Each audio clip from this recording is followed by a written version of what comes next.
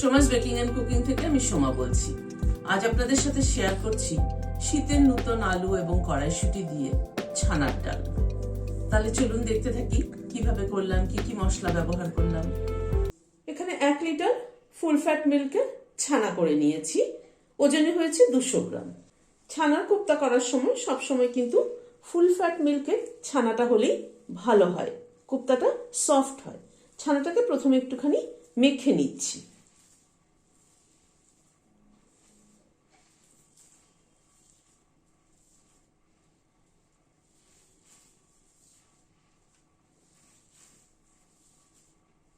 এই হাতের তালুটা দিয়ে এরকম করে চেপে চেপে একটু মেখে নিচ্ছি। 3-4 মিনিট সময় ধরে ছানাটাকে মেখে নিলাম। হাতের তালু দিয়ে এরকম করে প্রেস করে করে ছানাটাকে মেখে নিলাম। এবার কিছু মশলা অ্যাড করছি। 1/2 চামচের একটু কম নুন দিলাম। 1/2 চামচ গোলমরিচের গুঁড়ো দিলাম। 1/4 চামচ রোস্টেড জিরের গুঁড়ো দিলাম। 1/2 চামচ চিনি দিলাম। 1/2 চামচেরও কম আদা বাটা দিলাম। 1/2 চামচ ময়দা দিলাম। সবকিছু দিয়ে ছানাটাকে আরেকবার একটু মেখে নিচ্ছি।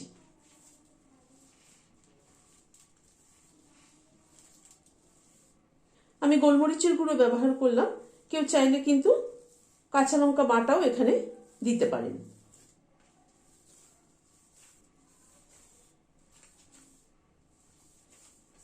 মশলাগুলো দিয়ে ছানাটাকে আরেকবার একটুখানি মেখে নিলাম।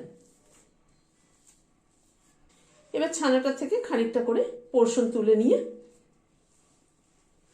এরকম করে বলের আকার তৈরি করে নেব।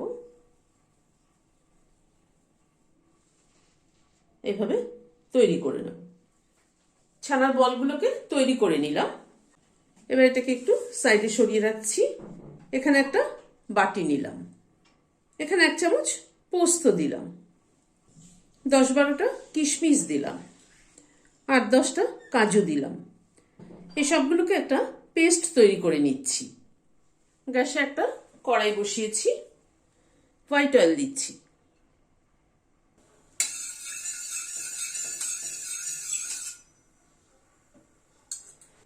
তেলটা গরম হয়ে গিয়েছে। ছানার বলগুলো ছেড়ে দিচ্ছি।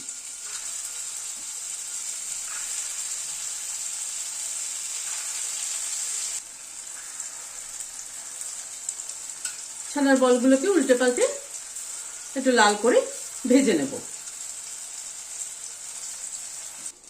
ছানার বলগুলোকে লাল করে ভেজে তুলে নিলাম।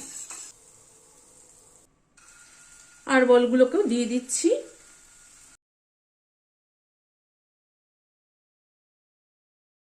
এই বলগুলোকেও তুলে নিচ্ছি। ছানার বলগুলো তুলে নেওয়ার পরে যে তেলটা আছে, এই তেলে ঘি অ্যাড করলাম 1 চামচ।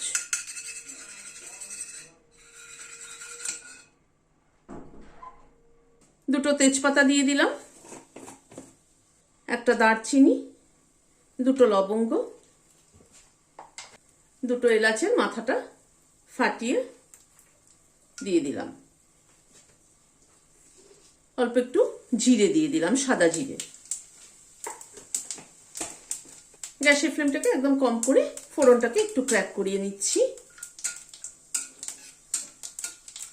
সাদা জিরে, তেজপাতা এবং গরম মশলার ফ্লেভারটা অ্যাড হওয়ার জন্য এখানে ছোট আলু খানিকটা সেদ্ধ করে নিয়েছি, সেদ্ধ করে খোসা ছাড়িয়ে নিয়েছি, সেটা দিয়ে দিলাম। 1/2 চামচ নুন দিয়ে দিলাম।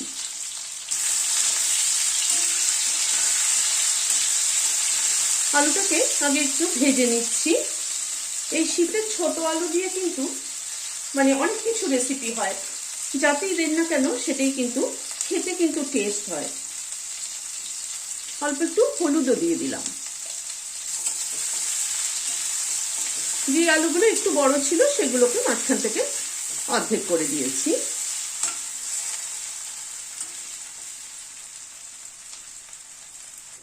আলুগুলোকে লাল করে ভেজে নিলাম। 1 চামচ জিরের গুঁড়ো দিয়ে দিলাম, এটা রোস্টেড জিরের গুঁড়ো। 1 চামচ ধনের গুঁড়ো দিলাম, একটু কাশ্মীরি লাল লঙ্কার গুঁড়ো দিলাম সামান্য পরিমাণে কালারের জন্য। এখানে 3টে কাঁচা লঙ্কা বেটে নিয়েছি, সেটা দিয়ে দিলাম। আমি কিন্তু ঝালের জন্য কাঁচা লঙ্কাটাই প্রেফার করি, আর কালারের জন্য কাশ্মীরি রেড মির্চ ব্যবহার করি।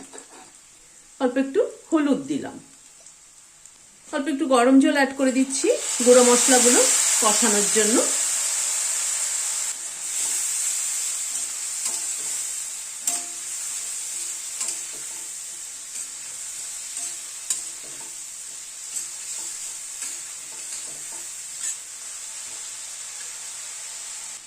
এক চামচ আদা বাটা দিয়ে দিলাম।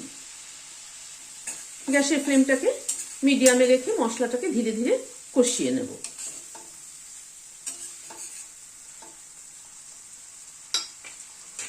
আবার একটু সামান্য পরিমাণ জল অ্যাড করে দিলাম। বারে বারে অল্প অল্প করে জল দিয়ে মশলা যদি গ্যাসের ফ্লেম কম করে কষানো হয় তাহলে কিন্তু সেই তরকারির টেস্ট অনেক বেটার হয়।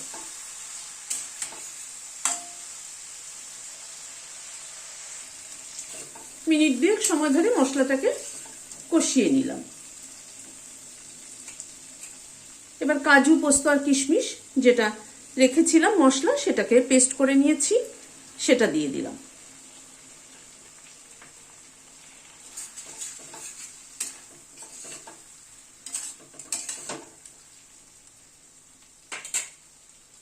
বাটিটা ধুয়ে একটু গরম জল দিচ্ছি।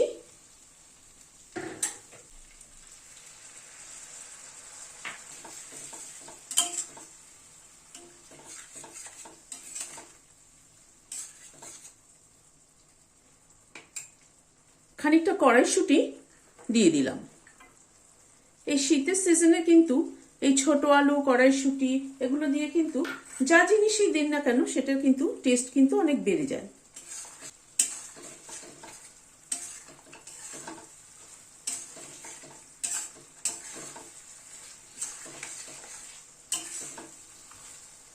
এখানে 2 চামচ টক দই ফেটিয়ে নিয়েছি, সেটা দিয়ে দিলাম। গ্যাসের ফ্লেমটাকে একদম কম করে দিয়ে দইটা দিয়ে একটু নাড়তে হবে।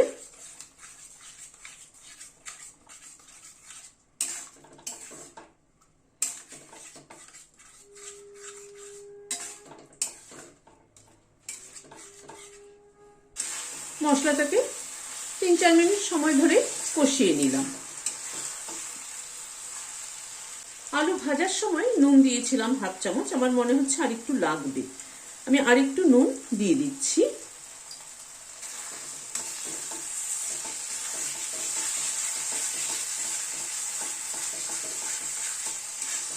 কাজু বাটা দিলে কিন্তু সমানে নাড়তে হয়, কারণ কাজুর টেন্ডেন্সি হলো কড়াইয়ের নিচে কিন্তু একটু লেগে যায়। এবার গরম জল অ্যাড করে দিচ্ছি।